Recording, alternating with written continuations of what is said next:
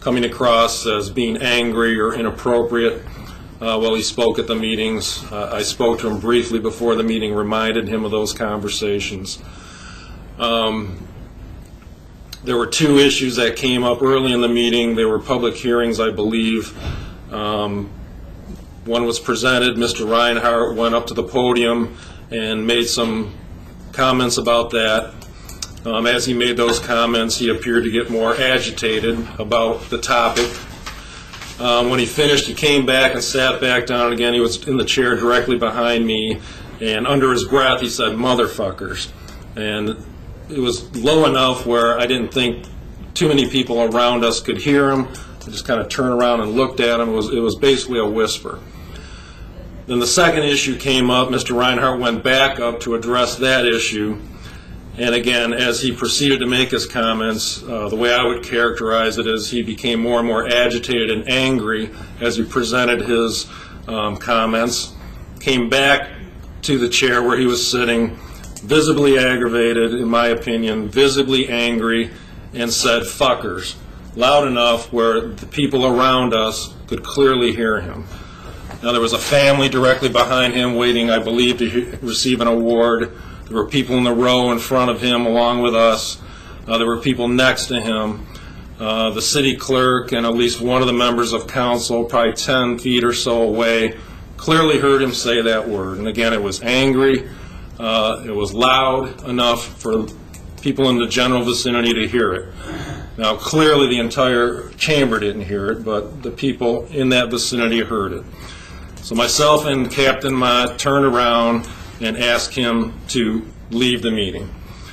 And you have that authority, do you not, under the aegis of the mayor, that if someone is disruptive in the meeting, so the democratic process does not work appropriately, you have a right to ask that person to leave, such as Mr. Reinhardt in this occasion. Well, our initial intent, Your Honor, was to remove him from the vicinity and talk to him outside about his demeanor and his behavior. Our concern was he was disrupting the meeting, he was angry, and the extreme profanity caused us to be concerned about what he was going to do next, and was he going to continue to be disruptive and disorderly in the meeting.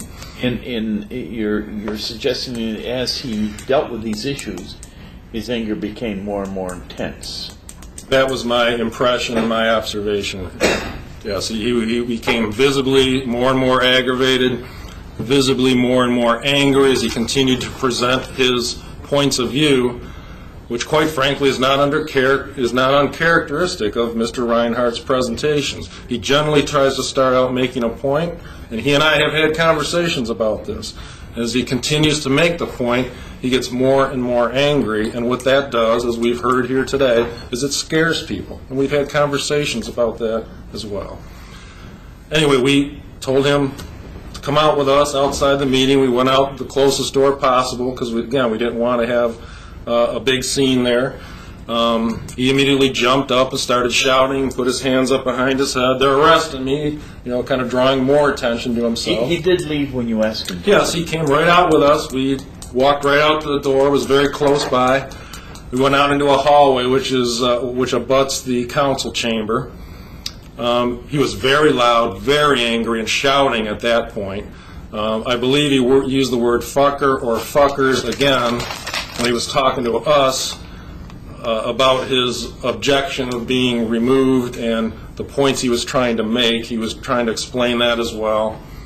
It was loud enough that behind the closed doors, again, those people in that immediate vicinity could hear the word "fucker" or "fuck." I can't remember exactly which it was that he said when he was conversing with us. He was visibly... So you and Captain Mott both asked him to please leave with us now at this time. Right, and we went out into the hall. You didn't put him in handcuffs. No. You didn't take hold of his arm. No. He just walked out with you, and as soon as he was outside the doors, he began to spout these various terms of endearment. I think he said the F word one more time out there, but again, it was loud enough, he was angry enough that it was heard inside the chamber, in that vicinity, not throughout the whole room. I don't want to characterize it as that. Shortly thereafter, the chief and another captain met us back there, and we engaged in a pretty long conversation. Again, he was With Mr. with Mr. Reinhardt. Initially, he was very angry. He was shaking. He was moving his arms around. His face was red. His eyes were watering. He was very upset. He was very at a high level of anger. Is how I would characterize it.